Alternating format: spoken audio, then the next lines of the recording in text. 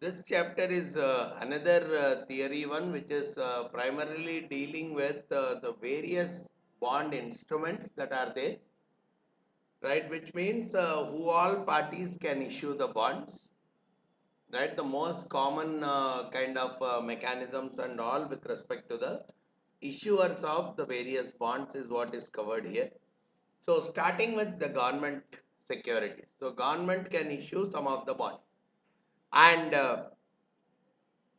mostly the government related bond securities, we call them as a part of the sovereign debt, because sovereign is a word which is typically used with respect to the government or the country, more or less from that stand. So any kind of debt obligations which the government is getting into, like treasury bonds, treasury bills. Treasury bills is generally for a very short term, but treasury bonds is generally for a longer term, 7 years to 20 years kind of, or 30 years kind of maturities. The government can borrow from the regular public or from various entities by issuing these government securities. Even we also see in India, we see something like an RBI bonds or typical the government bonds, which are infrastructure bonds and all, which are issued by the various government agencies. Generally they are considered as risk free. Generally they are considered as risk free.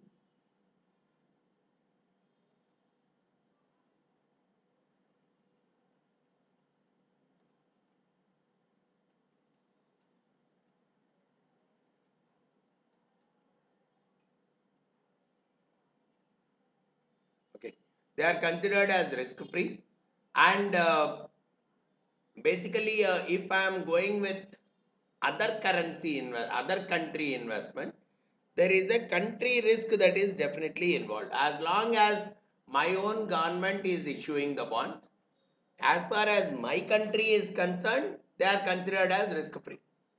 But if I am trying to invest in the government bonds of some other country, there is a country specific risk that is coming into picture. So that is the way. So which means if I am thinking of investing in some other country, the minimum return which I can get, or the minimum risk that I can get, is associated with the government bond or a sovereign debt in that particular country. The way the most common sovereign bonds are issued is one of these four mechanisms. Either there could be a regular auction cycle. Even a treasury bills, they are issued through an auction process itself. So the treasury bonds are also issued through an auction process. So there could be a regular auction cycle where the entire issue is sold at a single price. What does that mean? Okay, let's say there are 1,000 bonds the government wants to issue, right? It will set some price, base price, and it will ask for auction. At what price you are willing to purchase this particular bonds. Now, different people will quote different prices, right? Different entities will quote different prices. So let me assume that out of the 1,000, some 800 people have quoted that they are ready to purchase the bond at 950 bucks. 1,000 is the face value. They are ready to purchase it at 950. Whereas there are another 400 guys who are ready to purchase at 945. Right? And there are some other people who are ready to purchase at 940. So there are 1,000 bonds which the government has to issue. What the government will do is, for all the 1,000 guys, it will set the price as 940. Because some people, they are ready to pay even 950 for it. Some people are ready to pay 945 for it. Some people are ready to pay 940 for it, for getting 1,000 on the maturity. right? So what the government will do is for all the 1,000 people, it will set 940 as the price. That is what we call as a regular auction cycle with entire issue sold at a single price. There could be another mechanism where the multiple bonds are issued at multiple prices, which means for some of the guys who are ready to pay 950, it will the bond will be sold at 950. For some guys who are ready to pay 945, it will be sold at 945, and for some people at 940. That is the multiple price kind of a mechanism. So sometimes they could follow this kind of a mechanism, or in some cases it could be an ad hoc auction. So it's not a regular. When I say regular, probably I know every month on this date, or probably every quarter on this date, the auction will happen. But when we are saying ad hoc, no specific time period, no specific number of bonds that are typically issued, no such kind of mention. So whenever the government wants some additional capital for implementing some public welfare projects, it can typically go for an ad hoc auction cycle. Or in some cases, there could be a tap system wherein probably the new bonds are more or less on the same line. The auction of the new bond happens purely on the way based on what the previous bonds were issued at, the interest rates or whatever that the previous bonds are issued. It can directly start off with the new bonds also at that particular mechanism itself. Then when we talk about the US Treasury Securities, we have already used these words. Treasury bill is a security which is generally for a short term. The government borrowing for less than 1 year, the source with which it borrows, the tool with which it borrows for less than 1 year, we typically categorize them as treasury bills. If the government is borrowing for 2 to 10 year period, the typical borrowing is through treasury notes. Those kind of instruments where government borrows for 1 to 10 years, we call them as treasury notes. And anything above 10 years, where 20 years, 30 years, 15 years kind of maturity periods are there, we call them as treasury bonds. These are the traditional ones. And in the treasury bonds and notes, the most common government securities, they are coupon based only. They don't issue zero coupon bonds. Only treasury bills are zero coupon bonds. Whereas treasury notes and treasury bonds, they are all coupon based ones, where the coupon is paid on a semi-annual basis. That's the most typical thing which which is the characteristic of every US government bond. Then we also have another term called TIPS, Treasury's inflation protected securities. As the word itself is saying, these securities are primarily inflation protected. What does that mean? The par value is adjusted periodically for inflation. Otherwise, the par value is a fixed value.